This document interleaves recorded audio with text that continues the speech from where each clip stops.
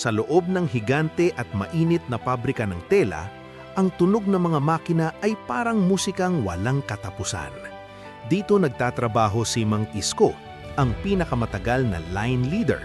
Sa kabilang banda, ang may-ari ng pabrika na si Boss Henry ay kilala sa pagiging calculator. Lahat ng bagay ay dapat may katumbas na kita at bawat segundo ay dapat produktibo.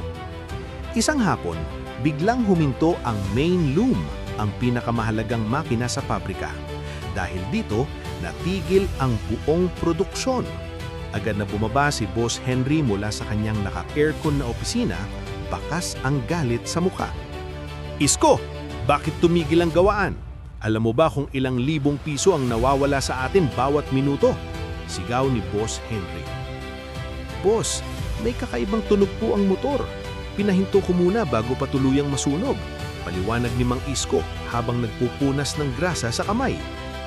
"Ayusin mo agad, huwag kang magdahilan. Kung kailangan mag-overtime ang lahat para mahabol ang kwota, gawin nyo," bulyaw ng boss bago tumalikod. Lumipas ang 3 oras. Inaasahan ni Boss Henry na maingay na muli ang pabrika. Ngunit pagbaba niya, nakita niyang nakaupo ang mga manggagawa at tahimik ang paligid. Lalong nag-apoy ang kanyang galit. "Anong nangyayari dito? Bakit nakaupo lang kayo?" Tumayo si Mang Isko. "Boss, maayos na po ang makina, pero pinahinto ko muna ang mga tao ng 15 minuto. Kanina pa silang 8:00 ng umaga rito, at dahil sa init ng sirang makina kanina, halos himatay na ang ilan sa pagod." "Wala tayong oras para sa pahinga, Isko! Ang kwota!"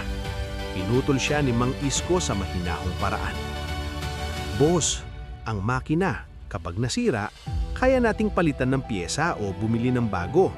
Pero ang mga taong ito, sila ang tunay na nagpapatakbo ng negosyo nyo. Kapag sila ang nasira o napagod ng husto, kahit gaano kaganda ang makina mo, hindi ito gagana." Natigilan si Boss Henry.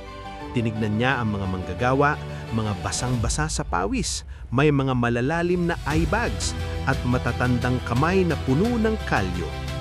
Napagtanto niya na sa sobrang pagtingin niya sa mga number sa anyang spreadsheet, nakalimutan niyang tumingin sa mga mukha ng mga taong nagbibigay sa kanya ng kita. Huminga ng malalim si Boss Henry. "Sige, Isko, bigyan mo sila ng merienda," sagot ng kumpanya.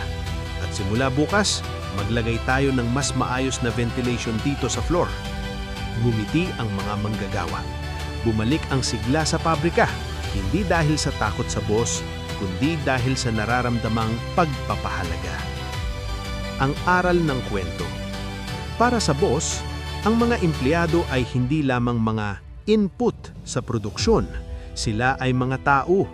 Ang tunay na pag-unlad ng isang kumpanya ay hindi lamang nasusukat sa ganda ng makinerya, kundi sa kalusugan at moral ng mga manggagawa.